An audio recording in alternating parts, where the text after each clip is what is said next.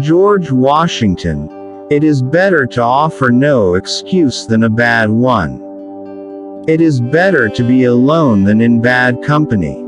If freedom of speech is taken away, then dumb and silent we may be led, like sheep to the slaughter. My mother was the most beautiful woman I ever saw. All I am I owe to my mother. I attribute my success in life to the moral, intellectual and physical education I received from her.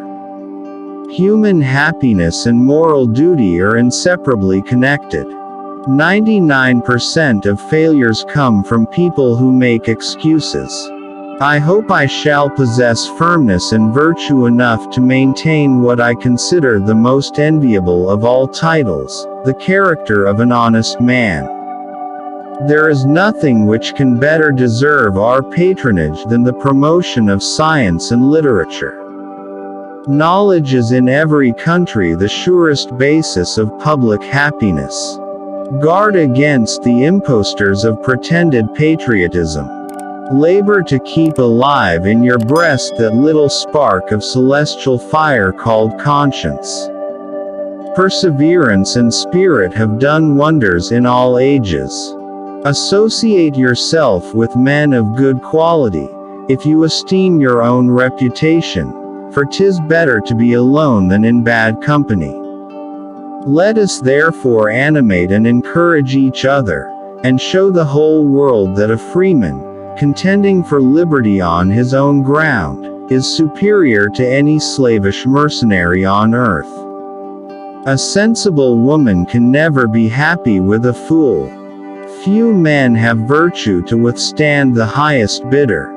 Happiness depends more upon the internal frame of a person's own mind, than on the externals in the world. Experience teaches us that it is much easier to prevent an enemy from posting themselves than it is to dislodge them after they have got possession. The harder the conflict, the greater the triumph. Worry is the interest paid by those who borrow trouble. The turning points of lives are not the great moments. The real crises are often concealed in occurrences so trivial in appearance that they pass unobserved.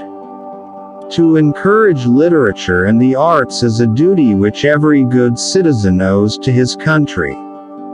I conceive a knowledge of books as the basis upon which other knowledge is to be built. Paper money has had the effect in your state that it will ever have, to ruin commerce, oppress the honest, and open the door to every species of fraud and injustice. Where are our men of abilities? Why do they not come forth to save their country? Real men despise battle, but will never run from it. We must consult our means rather than our wishes. Be courteous to all, but intimate with few, and let those be well tried before you give them your confidence. To persevere in one's duty, and be silent is the best answer to calumny. Discipline is the soul of an army. It makes small numbers formidable, procures success to the weak, and esteem to all. Let your heart feel for the afflictions and distress of everyone. We should not look back unless it is to derive useful lessons from past errors, and for the purpose of profiting by dearly bought experience. There is nothing so likely to produce peace as to be well prepared to meet the enemy. Be not glad at the misfortune of another, though he may be your enemy. The great rule of conduct for us, in regard to foreign nations, is, in extending our commercial relations, to have with them as little political connection as possible.